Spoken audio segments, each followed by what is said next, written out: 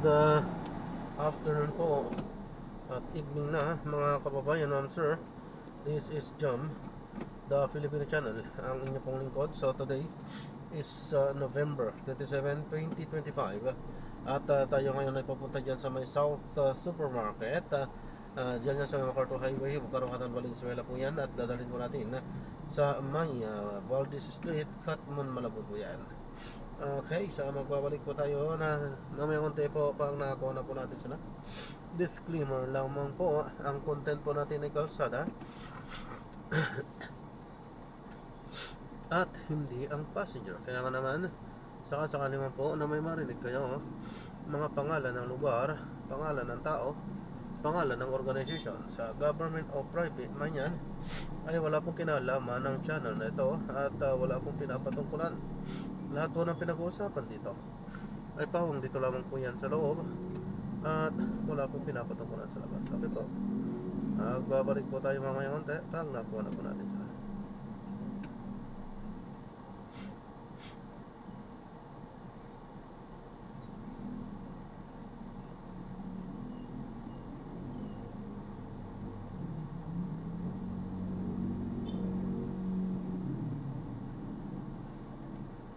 Ito po yung push, no? Yung high-grade marijuana.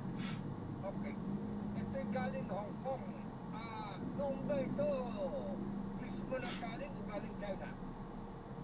Ang pinagpunan po dun sa base sa dokumento, no, ay Hong Kong, no? At ang address po dito.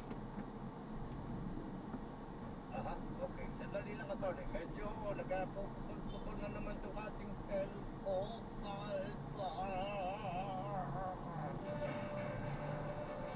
Lagi na lang po. Tapos lagi na lang napuputol yung mga interview natin. Minsan mahalaga yung mga sa kama po. Pero ulitin ko, itong problema ito is really beyond our control. Wala ko kami kasalanan dito. Ganun. Pinang dating ng ating telco hindi ko alam kung bakit. Hindi natin alam kung anong nangyayari. Dahil hindi lang dito sa programa natin. Pag isa programa sa ibang himpilan ng radyo, kapag narinig ko, ganun din ang problema. Putol din, hindi lang dito sa amin nararanasan niya. Nararanasan din niya kahit sa ibang himpilan ng radyo. Okay? Siyempre, naglilipad tayo, ikot-ikot tayo ng pakikinig. Nakikita ko, naalala ko lagi yung programa ko. Sabi ko, anak ng wedding, hindi lang pala sa akin nangyayari ito. Kung lilipat sa ibang himpilan, ganun din. Yan, balikan na ulit natin, Attorney Bendio, sir. Maganda ka po na rin. Yeah, oo. Pero magandang gabi po. Pasensya ka na ha, this is really beyond our control, sir. Okay. But anyway, ando na tayo sa sinabi mo kanina. Natapos tayo doon sa tinatanong ko sa ito, may talagang sa Hong Kong ginawa o ito ibigay ang galing ng ibang bansa? Ang pinagmulan po talaga base sa dokumento ay Hong Kong, no? At ang on-site dito sa Pilipinas, ang padadalang address naman ay sa Binyan, Laguna. So yun po yung lumalabas sa mga dokumentong nakahanap po natin, base rin po sa mga investigasyon. Okay. Okay, sir.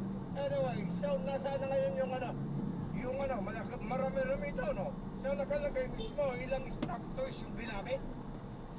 Ito ay pinaloob nila sa stock toy, no? Ito po yung sikat na stock toy, Karine, no? Siguro ang tingin nila, dahil medyo mamahal ito, baka hindi galawin ng ating mga personnel, no? Okay. Pero gaya ng ating nabanggit, dahil dun sa maiting nilang pag-oobserba sa x-ray image, no? Nagduda sila na parang mayroong mga laman itong mga stock toy na ito. At dun po muna ay naugnayan sa nila. Ito po dahil ng K9. Wow!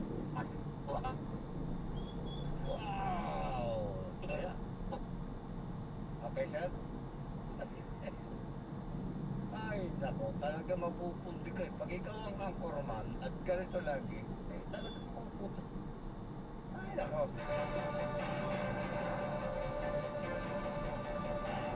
Balik ulit tayo, sir. Again, Attorney Bendio, maraming salamat sa inyo. Pasensya ka na. Sa mahabang pangunawa mo, Attorney, ha? Okay. Siguro, may idadagdag lang akong mahalaga. Iwanan natin yung push na yan, okay?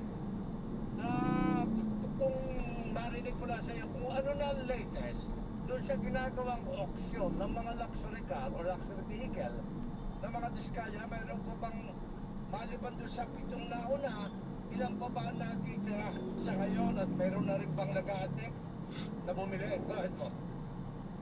Darine, tama po kayo, no? Doon sa ating unang 7 pina-auction, tatlo lang po yung ating successful na bidding, no? Okay. Yung 4 po, failed bidding. At yung ating committee, yung ating auction committee, no? Ay nagkaroon po ng pagpupulong upang i-adjust ang ating floor price, no? Okay. So nandiyan na po yung papalaki sa ating depreciation cost at nang sa ganun ay mas marami tayong ma-attract na bidders, no? Apo.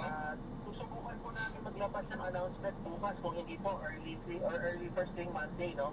Para makapag-announce tayo ng mga adjusted floor price at yun na rin po yung susunod na petsa ng ating auction.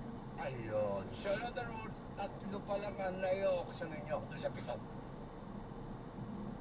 Karine, Tatlo pa lang ang nai-auction natin. sorry po, paulit po. Okay. Okay. Tatlo pa lang ako na-auction doon sa 7. At po yung atak pa po ang iba. Ay, okay. Attorney Bendigo, salamat ng marami. Hindi lang tayo maaasar, pati yung mga nakikinig, mapupunti. Sino makikinig sa atin pagka ganun putol-putol?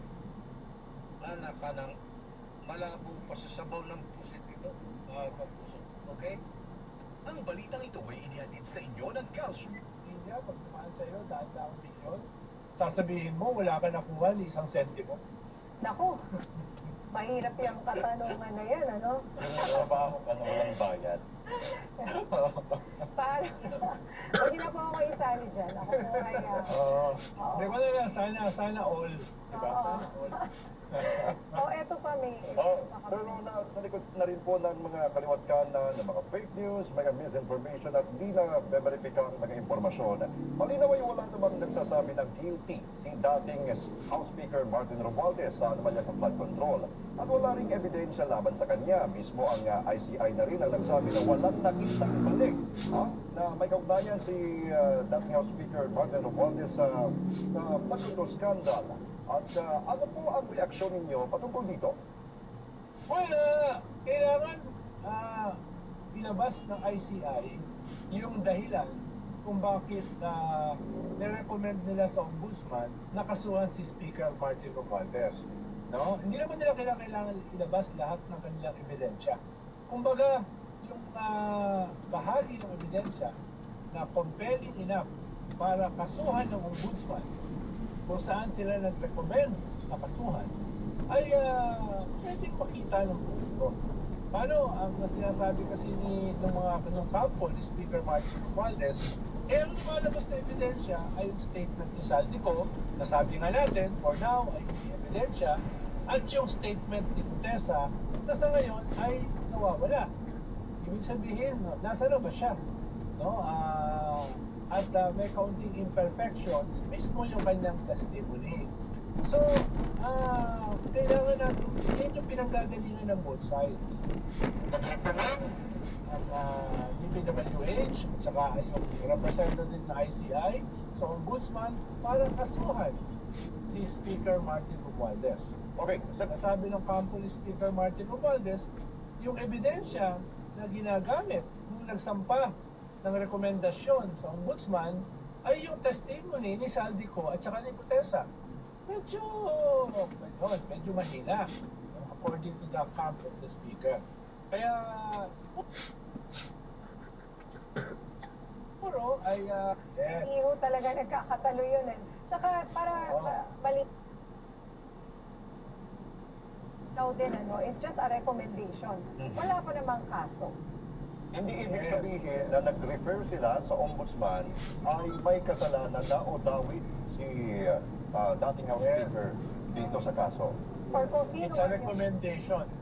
Yes. Pero siyempre, pag magre-recommend ka na kasuhan ng isang tao, dapat medyo compelling din yung evidence mo. Kaya hindi mo rin naman sasabihin na hindi compelling yung evidence nila Secretary Vince Dizon at saka Babe Singson na nag-recommend sa ombudsman. Dahil hindi ko naman personally nakita. Nakita ko lang yung mga kahon-kahon na pinresinta nila sa press conference. And maiba naman po, trillion peso March ngayong darating na weekend sa Sunday po. Ano po ang inyong basa po dito sa mangyayari na malaking para sa tamang tulong sa tamang impormasyon. Tandaan, ang DSWD serves sa Facebook o iskan ang QR code na ito dahil bawat buhay ay mahalaga sa DSWD.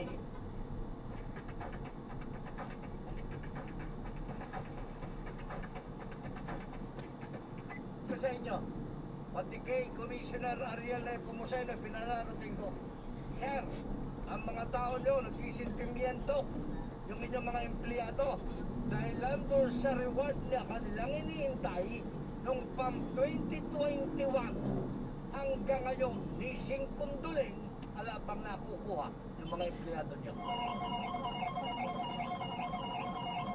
Hindi malaman ng mga tao kung saan nandun yung pera nila, sino may hawak. 2021 pay. O hanggang ngayon hindi pa nakukuha. Ay ang balita ng aking nakausap, hanggang bukas na lang daw yun. Ay kung mag-lock na yun hanggang bukas, hindi na makukuha? Tatanong ko sana, kaya Atty. Garipintino. Kaya lang, wala talagang pagkakataon. Nagpaalala po ang Department of Labor and Employment. Ukol.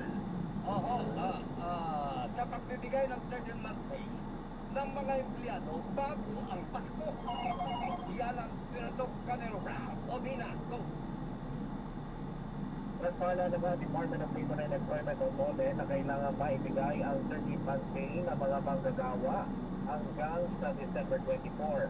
Batay sa Labor Advisory number 16 ng DOLE nakasaad na hindi maaaring lumagpas sa December 24 ang pagbibigay ng 13-month pay. Kabilang sa mga may karapatan dito ang mga empleyado na kapagtrabaho ng kahit isang buwan sa loob ng taon, state workers, mga tumanggap ng fixed wage o may komisyon, maging ang mga nag-resign o natanggal bago matapos ang taon. Ayon sa advisory, ang minimum na 13-month pay ay katumbas ng isang buwang basic salary ng mga empleyado. Dilinaw naman ng DOLE ang mga allowance, overtime, like differential, holiday pay, at iba pang hindi bahagi ng basic wage ay hindi sinasama sa computation maliban kung itinuturing ng basic salary sa ilalim yan ng company policy o collective bargaining agreement. Paalala ng kagawaran, mandatory ang pagbibigay ng 13-month pay at anumang pagsabat dito ay maaaring mauwi sa reklamo. Ako sila kung ng GMA Superradyo, DCWB, Tapa na po. Sa swerte, yung kumpanya, yung mga empleyado na maliban sa 13-month pay, may bonus pa. Diba? Pero mga ganon, iba kasi yung bonus, iba yung 13-month pay. Okay?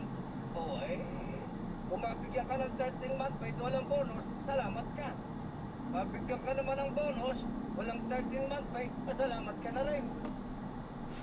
At least, napayaman mo, yung may-ari ng kumpanya, pinagtatrabahuhan mo. Yung ba naman mapayaman mo sila ng todo, hindi napakalaking bagay na. Tama ba ako, Andrea Tula? Ha? Kurado may tama ako doon ang hiling sa akin ni Gago. Doon yung kakagasos 13-month pay sa mga. Naman yung yung naman makayari ng kumpanya, bigay nyo dapat ibigay sa tao. Hindi nyo maladala sa ukay yan, mamatay kayo mamayang gabi. Nising ko, di wala kayo tala. Mumurahin pa kayo, patay na kayo, mumurahin pa kayo ng mga empleyado ninyo. Tama ba ako? Wala. Ano lang yun ang totoo sinasabi ko. Si WS Party List, Representative Edwin Garjola, nakaw! Si kababayang Korea, parita ka mataas sa kahoy, ay handang harapin ang mga posibleng kaso kaugnay ng pagiging contractor. Ang tawag ko dyan ay contractor. Sinutukan ni Sabi ang Daniel O'Malley. Yes, Isa. Pari na nakahanda si Construction Workers Solidarity o DWS Party List Representative Edwin Garjola na harapin ang mga posibleng kaso na isasampa laban sa kanya, pati yung investigasyon sa na issue ng pagiging contractor niya. Sa isang statement, maring itinagin ni Garjola ang mga akusasyon na sabay ng pagtitiyak na makikipagtulungan siya sa tamang proseso at sa mga pagtitig na igagalang ang kanyang karapatan katarungan. Alinsunod sa kanyang batas, ikinalungkot ni Gardiola na natatawid ang kanyang pangalan putol sa mga sinasabing irrelevant sa flood control project. Ani Gardiola may pananagutan sa mamayan bilang lingkod bayan kaya ilinisin umano niya ang pangalan sa wastong paraan at umaasang mananaig ang katotohanan at katarungan. Mababatid na tinawag ni Batangas Representative Leandro Levise si Gardiola bilang biggest proponent ng DPWH project sa Kamara at question din ang aking yaman nito. Inirekomenda na rin ng Independent Commission for Infrastructure o ICI at ang Department of Public Works and Highways o DPWH na masapahan ng mga kaso si Gardiola dahil sa pagsigit po ang traktor. Yan, Ako siya. si Sir Daniel. Yes, Karin eh. Kabayan ko yan eh. Hanggang ko yan doon sa amin. Taga-mataas na kahoy yan. Okay? Hanggang ko lang yan. Pero hindi ko pinagkikita ko ng personal yan. Hindi ko kilala yan. Hindi ako kilala niya. Eh, basta alam ko, ang pinakamabait na Batanggenyong kilala ko ay si Karen eh. At kilala ko, pinakababait na taga-norte si Lisa. Ang ganda nyo, ha? Apir sa akin guys. Parang may mga politiko rin na clearly gusto nyo mag-resign sa CBM o sila mga Duterte mag-reply na parang biglang sobrang invested dito sa mga testimonies, including mga fantastical testimonies ni Daldigo, which raises the question na baka may conflict of interest tayo. Meron ba itong coordination, meron bang conspiracy nangyari? So, ang daming red flags. Not to mention, most importantly, yung content ng kanyang expose kung saan parang tiniklaim niya dito na si President BBI pinapahirapan ko pang sarili niya na mag-insertion pa siya para kumita, pwede naman niya gawin yung mga kalokohan if ever gusto niya dun sa NEP pa lang. So, ang dami kasing butas niya, ang daming butas sa kanyang narrative, ang daming mga fantastical claim, and also the timing is suspicious. Which makes you wonder, ano talagang game plan ni Daldigo? Gusto ba niya mag-impress ng potentially a replacement government or naniniwala ba siya sa sarili niyang talking points or he's just trying to win over a certain constituency sa ating bansa na galit sa gobyerno at handa sila maniwala sa kahit anong mga fantastical claims na meron siya. At mga Netflix series na parang nag-ano siya nag-release siya every other day. So, I wonder anong gustong direction papunta. But based sa reaction na nakita ko online o sa mga ibang opinion makers, naging meme na lang ito. So, I'm not sure he's being taken seriously as much as he wants to. And if anything, parang mas malaking pressure sa kanina umuwi to lend credence dito sa kanyang mga claims laban sa mga malalaking personalities, including po ang Sugat Dance Martin Romualdez, but also the President of the Republic. Okay, Sir Richard, sabi niyo po kanina, this is also to be considered as a form of destabilization, no? Ang dami sinasabi ng palasyo sa past previous press briefings na lahat po ay political destabilization at tawag ang gumagawa nito ay mga taga-oposisyon. Kaya natanong po, sa tingin niyo po, sino ang mauunang mapapauwi sa Pilipinas? Si Santos po ba o si dating former presidential spokesman Harry Roque? Matagal mo sinasabi mo dahil or of course, an ideal situation, homecoming sila pareho, di ba? Yung night. I'm more than happy na sabayan ko siya pa uwi from Europe. Nasa Europe pa rin si Salvi. Although, nakita ko yung tinitrace siya ng Georgian Uzbekistan. Ang dami niyang bansang dinadaanan. No? So, I mean, this drama is now. Hopefully, by Christmas, may gift na tayo. At uwi na itong mga tao na to para hindi na sila fugitive. At para naman, kung talaga may mga evidence, sila mahalaga para sa mga investigation, go ahead pa rin sila. To be honest, itong Zarzuela na isa natin, itong telenovela na isa natin, na in a way, actually, hindi maganda para sa ating bansa dahil yung reputasyon na ating bansa, nakikita din natin sa Philippine pesos na humihina, nakikita din natin yung mga investor confidence na hindi ganun ka-stable katulad ng dati. Not to mention, next year mag-acting chairman din tayo. So, you know, we want to project stability and leadership. So, even though hindi nagsasucceed itong mga attempts at stabilizing that situation, nevertheless, masama ito para sa ating bansa. Pero, itong term ng destabilization, to be honest, no, is, parati akong ingat dyan eh. Kasi, naalala ko, paano ng dating administration, parating ginagamit yan to shut down or to actually weaponize yung mga existing legislations and regulations natin, including anti-terror law, para i-silence or i-threaten at intimidate, if not worse, yung mga kritiko ng administration. Wala tayong problema kung mag-criticize ka ng administration. Lahat naman tayo, ako rin, criticize ka ng administration, any administration, diba? Pero iba po yung destabilization. Destabilization po, ibig sabihin dyan, meron kayong talagang konkretong mga ginagawa at meron talaga kayong mga conspiracy talaga in cahoots with potentially people who have arms, people have political influence, people have resources, para talagang babaksakin ng isang administrasyon, if not isang regimen, yung ating 1997 and sa constitutional order. Now, yun po ang destabilization. Clearly, nakikita natin na kung ano-anong ginagawa. I mean, nakakalungkot makikita na kahit yung isang kapatid na ating presidente, openly sinasabi niya na unfit to be president, si BBM, dahil di umano ay gumagamit na illegal na droga. Kung ganun pala yung position, bakit mo sinuporta yung unity to begin with? Bakit to begin with?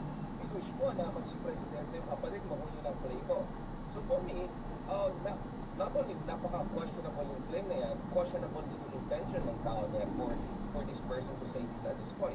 So clearly destabilizing na sa ating bansa whether ito yung intention or not, diba? So for me, tama si Sir Ronald, Secretary Ronald Llamas na talagang dapat ingat tayo, yes, galit tayo, yes, gusto natin ang tunay na pagbabago, pero dapat hindi tayo magpapagamit, hindi natin kaya na i-hijack itong legitimate, genuine anti-corruption movement na nagkakaroon ngayon para sa mga interest ng not only mga iba't ibang mga grupo na may masasamang balak sa ating bansa, baka potentially even foreign powers na may interest na humina ang Pilipinas if not mag-stabilize ang Marcos administration dahil hindi nila gusto yung position ni Marcos, sabihin natin sa whether US based dito or natin sa West Philippine Sea, among other things. Huli-huli lang matagal ko sinasabi na bakit July pa lang, itong warning ko. Sabi ko, the moment na bubuksan mo, itong mga corruption scandal na yan, mahirap control yan. Because the more nalalabas at mas leak sa mga corruption scandal, the more people will ask for blood. The more na magkakaroon ng insentibo yung ibang mga politiko or mga elemento na gusto maging nagkakapangyarihan, meron sa incentive na mag-establish. Pero, ay nakita natin sa ibang bansa, katulad ng Nepal, yung ibang politiko na takot ma-implicate sa corruption scandal, sumali sila sa panggugulo, including yung pagsulog ng mga opisina na may mga papeles na pwede silang ma-implicate. So, dapat talaga mag-ingat tayo at talaga mag-vigilant tayo. At makita natin sa ibang bansa, katulad ng Brazil, back in 2016-2015, sa sobrang na-destabilize yung bansa, halos nauubos yung political center. Nawala yung Speaker of the House, nawala yung Presidente. Later on, nawala yung Vice-Presidente na umakyat na yung Presidente. Hanggang ang natira na lang yung mga fringe elements, including isa na naging Presidente nila, si Jerry Bolsonaro, at of course the rest is history. So matagal ko sinasabi yan, Pandora's box yan. You have to do it properly, you have to do it credibly. Pero importante din dito na yung civil society natin will be responsible and push for the resolution dito sa corruption issue in accordance with rules law at existing constitutional order natin. Okay, Prof, may ba naman tayo, no? Or connection pa rin itong sinabi ni Vice President Sara Duterte na handa siyang umupong Pangulo. Sakaling bumaba sa pwesto si Pangulong Bongbong Marcos. So, eto na nga po ang something that she would say, you expect her to say, no? Pero ang baga pati siya nagpatunan rin yung corruption na scandal niya even her impeachment, the impeachment against Professor Richard. Well, Parang nag-benefit siya dito Muli na sabihin ko, nag-benefit siya sa lahat na ito. Absolutely. I mean, yun nga, kaya nga some people are wondering ano talaga ang end game dito ni President Marcos Jr. Because to be honest, some people will say, well, pag-usapan ng corruption, let's go all the way. Pag-usapan din natin ang corruption sa panahon ng diktatorya, di ba? I mean, this could be an open-ended kind of conversation at papunta na rin sa late doctor si President BBM. So, he could be in a very, very precarious situation. Even if, sabihin natin, medyo satisfactory yung direction ng investigation or even if by next year, may mga convictions na mangyari, where yung ating police manager ay yung mga relevant officials. So, I think this is clearly, nag-reflect na si Vice President Sara Duterte because not long ago, siya yung nasa defensive. Siya yung nasa defensive for almost a year. And now, nakikita niya yung Kongreso na nag-impeach sa kanya, yung mga personalidad, na kanyang kalaban sa Kongreso or sinasabi ng kalaban ng Kongreso. Like sila ay one way or another, either nag-engage sa mga scandal or at least nasa defensive na rin sila, dahil sa mga scandal na yan. Not to mention, of course, yung decision din ng Supreme Court, in a way, also gave her perhaps of vindication, diba, na there was something wrong fundamentally sa impeachment process. So yung credibility ng impeachment laban sa kanya ay under question na rin. Hindi lang yung procedural righteousness of it or correctness of it per the Supreme Court ruling earlier this year. So obviously, ang momentum ay potentially on the side of Vice President Sara Duterte. But as I said, yung mga grupo na gusto magpa-resign si President Marcos ay minority pa lang. And I think it was very important that the country's perhaps most organized, politically organized religious group, yung other week, nag-decision sila na hindi na maintindihan. Totally, at nag-decision din sila na hindi sila mananawagan na mag-resign si President Marcos Jr. So in a way, yes, ito mo sabihin na psychologically, even in a symbolic sense, si Vice President Sara Duterte developed a better place. Pero hindi ko nakikita yung clamor by the vast majority of the Philippines for her to lead the way out of yung current predicament natin. And I think the President is just good enough to assure enough people, not to mention people na takot na bumalik ang mga Duterte, for them to still support President Marcos Jr. If anything, ito sa big fight, no, medyo controversial to, but in a way, dahil Vice President si Sara Duterte, beneficial ito kay Marcos. So, Marcos, maraming tao dyan, galit na galit sa corruption, galit na galit sa Marcos' legacy, at hindi siguro satisfied sa direksyon ng mga nangyari. Pero dahil ayaw nila si Sara or mga balik ang mga Duterte Philippines so that administrators, because they're still holding back, or at least they're forced to keep this within the bounds of law. But in a way, parang presence of Sara, and Sara saying that she wants to be the president, or she's also the next president, would actually backfire. At pwedeng tumulong lalo kay BBM para sa BBM sa iba. At hindi pa yun sa akin, alam mo mas alig na kay Sara Duterte. Kaya magtulungan tayo para ayusin natin sa problema. And I did speak that for some would be Marcos works with sections of progressives in society who want to fight against corruption, and then now that they see medyo mahina si BBM at basically support as much as they can push Marcos to be more genuinely decisive sa mga anti-corruption. Alright. Okay, maraming salamat, Professor Richard Naydarian, sa inyong oras. And always a great interview with you. Maraming salamat.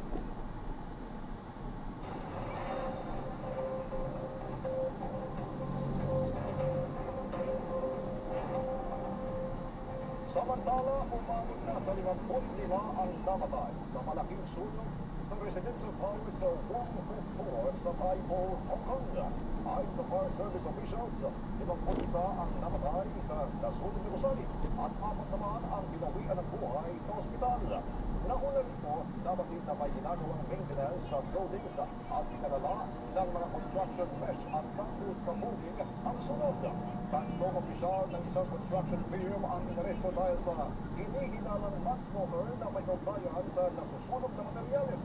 Inilagay sa level 5 ang sunog, ang pinakamataas at pinakamatinding antas sa Hong Kong. Nagpansira ikatapos sa Sigang Bayan si Senador Jinggoy Estrada na magbigay ng mga dokumentong kaugnay sa kanyang hirit na biyahe sa abroad. Kapag sa hihinging detalye ang itinerary, return ticket at ibang dokumento. Umano si Estrada sa pamamagitan ng video conferencing dahil si Estrada na magtungo sa Japan, Norway at Austria. Sa kabila ng charges na kinakaharap nila kaugnay sa Fort Walls Camp. Iaapela ni Business Bamban Tarlac Mayor Alice Guo ang hatol sa kanya ng Pasig Regional Trial Court sa kasong qualified human trafficking. Ayon sa kanyang abogadong si Nicole Emilia, malungkot siguro sa naging desisyon ng Korte at aapela sila hanggang makarating sa Korte Suprema.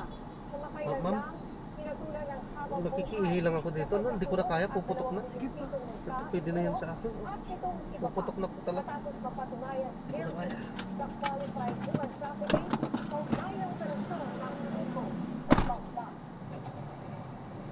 Samantala, inaasahan na aabot sa 200,000 tao ang dadalo sa trillion peso park sa EDSA People Power Monument sa darating na linggo, November 30. Ayon po yan sa Philippine National Police o PNP. Ayon kay PNP spokesperson Police Brigadier General Randolph Duardo, aabot sa 22 lugar ang minumonitor ng mga pulis. Kasama na ang EDSA Shrine, Quirino Grandan at iba pang mga freedom points sa buong Metro Manila. Epektibo ang permit para sa trillion peso movement pagmula alas 6 ng umaga hanggang alas 6 ng gabi. Ipinagbabawal naman ng Manila LGU ang pagsusuot ng palaklava. Iirang rin ang rerouting sa mga lugar malapit sa Malacanang. Maglalaan ng 15 milyong pisong budget si Pangulong Ferdinand Marcos Jr. para sa Baseco Hospital sa Maynila. Inanunsyo ito ng Pangulo matapos bumisita sa President Corazon P. Aquino Hospital kanina. Pinuri niya ang hospital sa pagtanggap ng nasa 7,000 pasyente. Sorry po, Mama. Salamat po. Salamat talaga. Hindi ko nagkahit talaga. Ang patuloy na pagtutok sa kalusugan ng mga Pilipino na isa sa prioridad ng administrasyon. Samantala, ikinagad niya na magparehistro bilang miyembro ng PhilHealth para matanggap ang mga kinakailangang serbisyo ng gobyerno. Kabilang dyan ang Yakap Clinic. Wala nang babayaran sa pagpakonsulta at screening. Para po tulungan pa ang inyong ginagawa.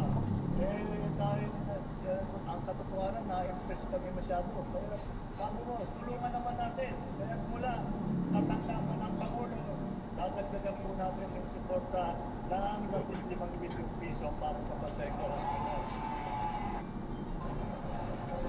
Marami pang maiinit na balita sa pagbabalik lang.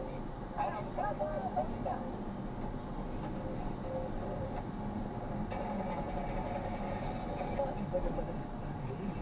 Mabigat yung issue. Daan galing sa kwentuhan. Relief time. Pero carry ang idea. Kwentuhan with due respect. Kasama ang Pilipinas.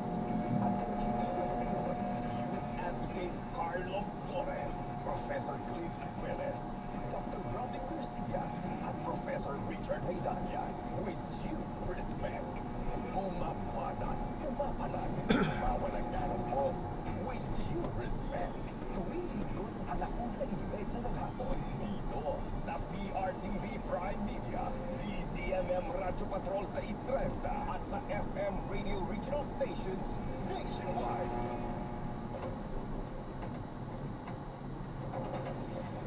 Patay ang isang ginang at 2 niyang batang anak nang masunog ang kanilang bahay sa Davao City. Hinala ng mga kaanak, sinadya ang sunog sa pagbababae ng asawa ng biktima. Bahay kumarang sa balita si Noreen Igonda. Malunos-lunos ang sinapit ng isang ina at 2 nitong mga anak matapos masawi sa sunog na sumiglang sa kanilang tahanan sa Purok 8, Barangay Gumalang, Baguio District, Davao City, madaling araw nitong Martes, Nobyembre 25. Inilala ang mga nasawi na sina Daphne Tara Lourdes, 35 anyos, ang nanay ng mga biktimang sina Tara Ilot, 6 anyos, at ng 2 taong gulang na Sisi. Base sa investigasyon, pasado alas 2 ng madaling araw ng balik kubre ng mga kapitbahay ang sunog at dahil gawa sa light materials ang nabahay, nagkakalat ang apoy. Alas 3:30 ng madaling araw din ang nadeklara ng fire out ang sunog. Kilala ng pamilya ng biktima ay kinalaman ang naganap sa sunog sa pagbababae ng asawa ni Daphne. Bago ang sunog, ikinuha pa ng biktima ang screenshot ng pag-uusap sa nila ng kanyang asawa. Nakiusap ang biktima na iwanan na ito ang bagong kinakasama niya, ngunit hindi pumayag ang lalaki. Kaya nagbanta ang biktima na hindi na ipapipita ang pagkabata sa abang ito. Agamat hindi sinasabi ng mga otoridad ang susunod. Ang sunog, ikinaliwanag sa kanila ang resulta ng ginawa ng Institution ng Bureau of Child Protection.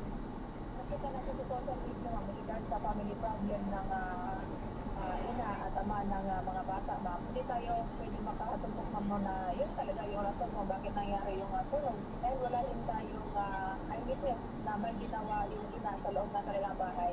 Sabi nga, ma'am, wala nga yung nung nangyari yun, humingi pa siya ng tulong sa mga tao. Pero wala, hindi na madadala yung apoy naman kasi lumaki yung apoy at made of light materials yung kanilang bakay ba. And wala nating, hindi natin nawala yung mga post na ano ako. Sa ngayon ay nakaburol na ang mga biktima at patuloy pang nagsagawa ng investigation ang mga otoridad. Mula dito sa Davao City, Lily Moya ng PRTV News, nagsaservisyo para sa Pilipino. May isang daang pamilya at nawala ng tirahan matapos masunog ang kanilang mga bahay sa Surigao City. May umaalanghadang balita si Reynaldo Bernadette.